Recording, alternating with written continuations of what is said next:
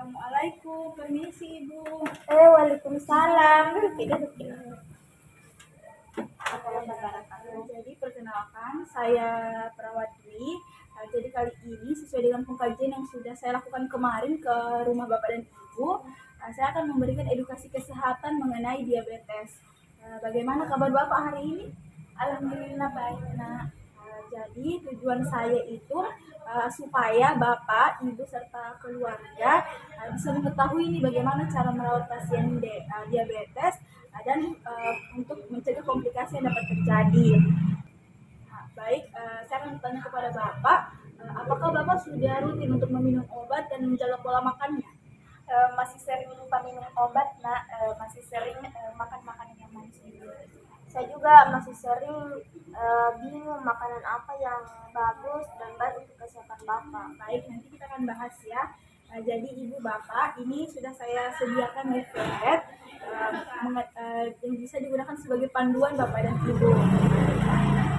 Ibu, Pak, bisa dibaca dari sisi ulas dan saya akan menjelaskannya. Terlebih dahulu saya ingin bertanya kepada Bapak dan Ibu. Bapak dan Ibu tahu nggak sih sebenarnya apa penyakit diabetes itu? Gula darahnya tinggi ya, Nak? Ya, betul sekali Bapak.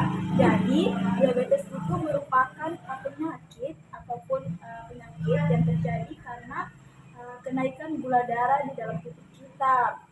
Kalau boleh saya tahu Bapak, kapan terakhir kali Bapak cek gula darah dan berapa nilainya? Seingat saya kayaknya 5 bulan yang lalu, Nak. Nilainya saya kayaknya perawatnya bilang itu tinggi, Nak, gula darahnya. Jadi Pak, di sini bisa dibuka di bagian bawahnya itu ada faktor penyebab apa sih sebenarnya yang menyebabkan diabetes ini terjadi. Itu bisa terjadi karena pertama itu adanya faktor keturunan. Yang kedua itu adanya pola makan yang tidak sehat seperti terlalu banyak mengonsumsi makanan manis dan lain sebagainya. Dan selanjutnya itu ada tanda dan gejala dari diabetes tersebut. Yang pertama itu sering buang air kecil, sering haus dan banyak minum, nafsu makan yang berlebih atau sulit kenyang. Gejala lain yang dapat terjadi itu seperti penglihatan yang kabur, mulut kering, serta lambatnya penyembuhan luka atau infeksi yang berulang. Nah, selanjutnya ada pun komplikasi yang dapat terjadi apabila Bapak ini sudah terkena diabetes kan, lalu kayak tidak Bapak jarang minum obat dan tidak menjaga pola makan itu, nanti itu bisa menyebabkan terjadinya kebutaan karena pembuluh darah harus di retina mata itu tersumbat dan juga bisa terjadinya kerusakan saraf akibat diabetes tersebut. Berarti harus benar-benar dijaga, Dina. Betul sekali, Ibu. Nah, di sini Ibu ada di bagian sini itu pengaturan pola makan. Jadi makanan apa sih yang boleh dikonsumsi dan tidak boleh dikonsumsi oleh Bapak? Nah, misalnya makanan yang boleh dikonsumsi itu misalnya ada karbo rendah gula seperti jagung, jeruk, ubi jalar. Kalau sumber seratnya itu bisa dapat dari bayam, wortel ataupun kembang kol. Nah, makanan yang harus dihindari di sini bisa Ibu dan Bapak lihat itu semestinya kayak sebisanya menghindari makanan-makanan manis seperti gorengan ataupun minuman manis. Jadi, Nak, saya harus kurangi minum teh yang manis ya. Betul sekali Bapak, sebisanya dihindari terlebih dahulu. Nah, di sini ada pun juga peran ibu sebagai keluarga merawat pasien ataupun Bapak yang memiliki riwayat diabetes, memiliki penyakit diabetes itu, Ibu bisa untuk kayak membantu menjaga asupan makanan yang masuk ke Bapak, dan juga untuk mengingatkan Bapak untuk minum obat. Serta Ibu juga bisa membantu dengan mengurangi stres melalui dukungan emosional, Ibu. Oh iya, nanti saya bantu mengingatkan obat sama buatkan makanan-makanan.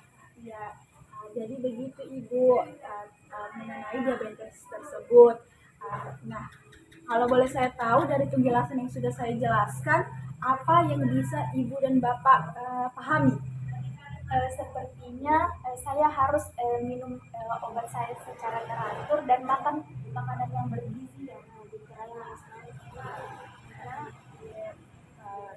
Bagus sekali ini. Jadi ini Ibu, leafletnya ini bisa Ibu dan Bapak simpan untuk menjadi panduan Bapak dan Ibu.